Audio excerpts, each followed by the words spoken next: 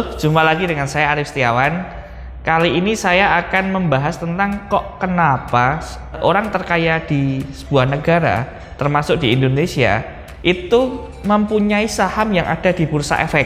Jadi kalau kita melihat di media, mungkin orang terkaya nomor 1, nomor 2, sampai orang terkaya kesekian kalinya itu mempunyai saham di bursa efek. Contoh kita di Indonesia ada Pak Robert dan Pak Michael Hartono, sekarang yang menduduki orang terkaya 1 ya, itu mempunyai saham di bursa efek. Karena kenapa? Untuk kekayaan yang dihitung berdasarkan sebuah media itu ada yang namanya saham kepemilikan perusahaan tentu saja, di mana ketika mempunyai perusahaan yang harga sahamnya melebihi harga nilai buku atau book value biasanya, itu kekayaan seseorang menjadi naik. Jadi dihitung berapa kepemilikannya, berapa persen, berapa lembar, nanti dihitung harga saat ini.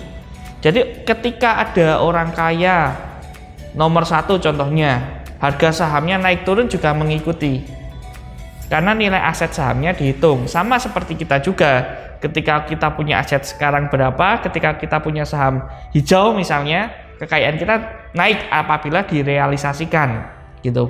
Jadi salah satu pelajaran investasi saham ini sebenarnya investasi yang menurut saya cocok untuk ketika kita ingin menjadi kaya, dan menjadi kaya tentu saja dengan cara kita membeli saham-saham atau perusahaan yang sekiranya mempunyai prospek bagus, kinerja bagus, dari tahun ke tahun produknya selalu diminati oleh masyarakat dan disertai dengan kenaikan harga saham tentunya. Nah, untuk naik turunnya itu tergantung, kita bisa pelajari mulai dari analisa teknikal, fundamental. Yang saya tekankan di sini, kita mempunyai strategi dulu. Kita harus tahu apa yang kita beli dan kapan saat kita beli. Mungkin ketika teman-teman di sini kemarin yang mempunyai saham ketika krisis ya, dalam arti COVID ya, menurut saya gitu, itu harga sahamnya memang luar biasa murah. Itu kalau misalnya disimpan mungkin sekarang udah ratusan persen. Atau mempunyai saham yang multi bagger. Multi bagger itu saham yang naiknya kira-kira tinggi gitu ya, bisa berkali lipat gitu ya. Kadang kita menemukan saham seperti itu. Memang tidak semua kondisi itu saham murah, kadang ada kondisi perekonomian yang bagus, namun ada saham yang juga belum terlalu naik. Contoh mungkin karena sektornya lagi sedang ada bermasalah ataupun sedang ada aturan-aturan tertentu yang membuat sektor tertentu itu belum jalan, seperti itu. Nah, yang saya tekankan di sini, kita sebagai investor kita harus rajin tetap. Kita belajar dari orang-orang terkaya di Indonesia, di luar negeri semua ya, di dunia itu mereka memiliki saham.